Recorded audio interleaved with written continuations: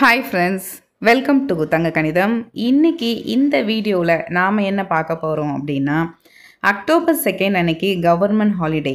So எல்லாரும் என்ன பண்ணியிருந்தோம்னா, October 2 அன்னைக்கு எல்லாருக்குமே லீவுங்கிறதுனால ஒரு ஃபேமிலியாக ஒரு அவுட்டிங் போகலாம் அப்படின்னு நாங்கள் பிளான் பண்ணோம்.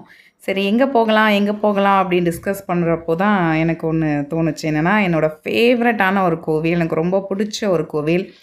பட் என்னென்னா, லாக்டவுனுக்கு முன்னாடி வரைக்கும் அடிக்கடி போயிட்டுருந்த அந்த கோவில். பட் லாக்டவுனுக்கு அப்புறமா நாங்கள் அங்கே போகிற சிச்சுவேஷன் வரல. சரி, அப்போ இன்றைக்கி போகலாம் அப்படின்னு சொல்லிட்டு தோணுச்சு. ஸோ தான் வந்து உடனே கிளம்பிட்டோம். அவுட்டிங் போக போகிறோன்னு முன்னாடி நாளே சொன்னதுனால இப்போ குழந்தைங்களாம் சீக்கிரமாகவே எழுந்துட்டாங்க காலையில். அதே மாதிரி எல்லாருமே சீக்கிரமாகவே ஆளாக ரெடி ஆகிட்டாங்க.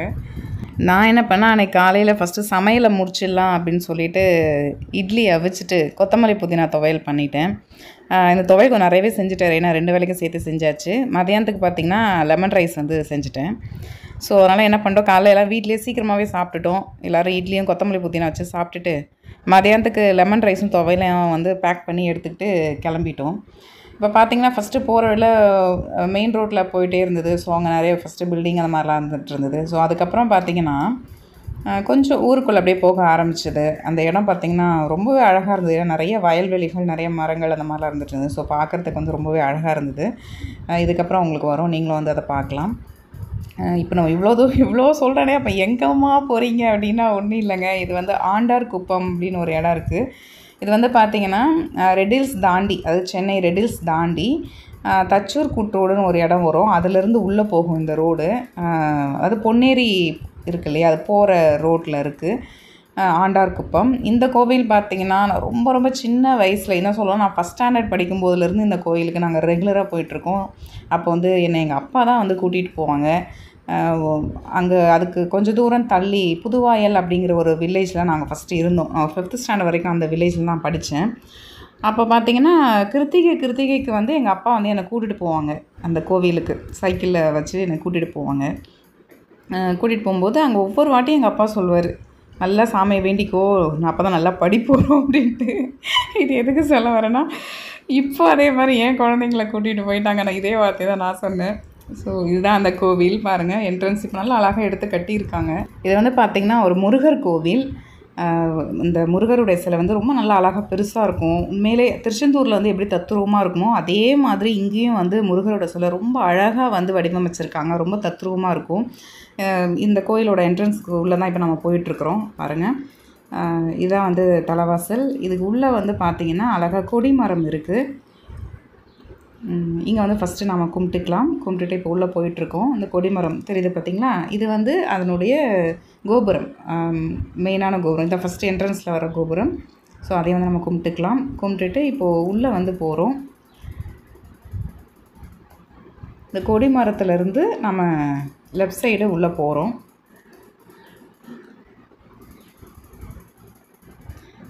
பட் என்னென்னா, இந்த கோவிலில் நான் கருவறையை வந்து வீடியோ எடுக்கலை. ஏன்னா எடுக்கலாமா எடுக்கக்கூடாதான்னு எனக்கு தெரியல. ஏன்னா நிறைய பெரிய கோயிலெலாம் நான் பார்த்துருக்கேன். அவங்க வந்து வீடியோ எடுக்கக்கூடாது அப்படின்னு போட்டிருப்பாங்க, ஃபோட்டோ எடுக்கக்கூடாது அப்படின்னு போட்டிருப்பாங்க.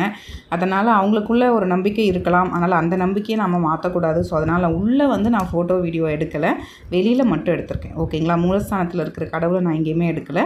வெளியில் நம்ம இந்த நடக்கிற இடம், இந்த மாதிரி இடங்களை மட்டும் நான் உங்களுக்கு வீடியோ எடுத்து காமிக்கிறேன். பாருங்கள், இது வந்து வெளி பிரகாரம். இது வந்து சுற்றி வருவாங்க.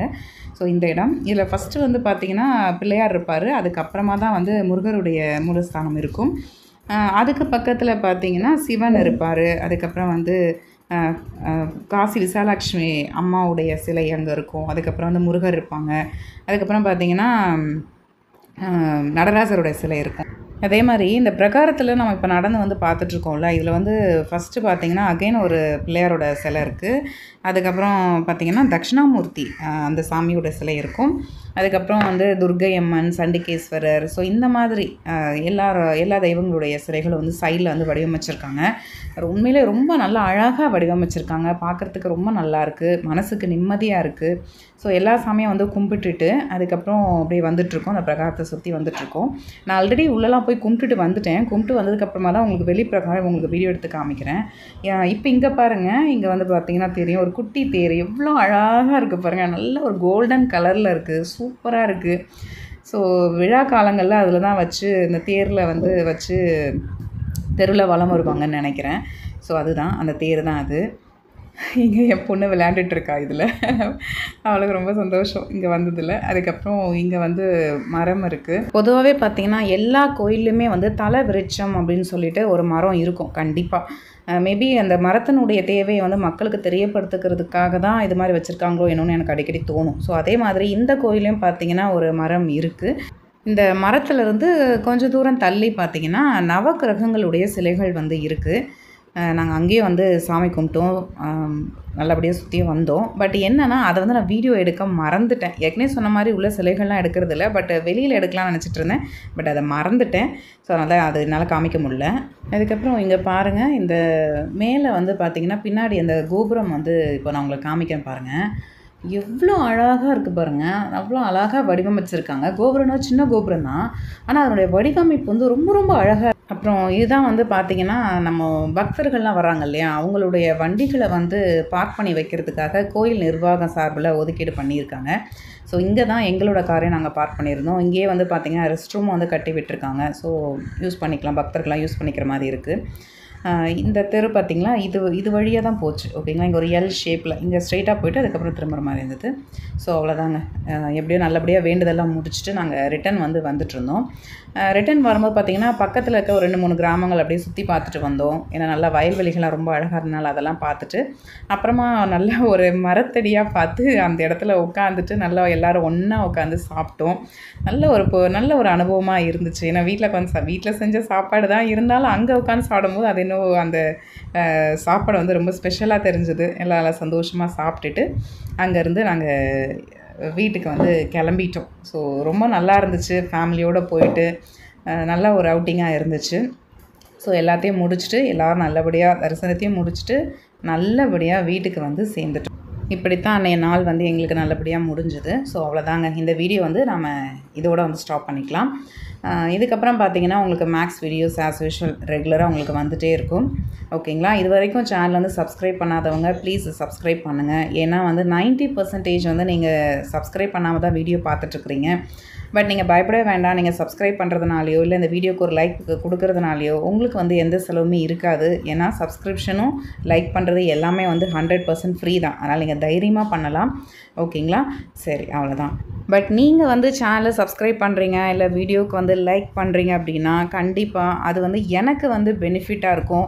ஏன்னா எனக்கு வந்து நிறைய வீடியோஸ் போடணும் அப்படின்னு சொல்லிட்டு எனக்கு அது வந்து ஒரு மோட்டிவேஷனாக இருக்கும். ஸோ அதனால தான் கேட்குறேன்.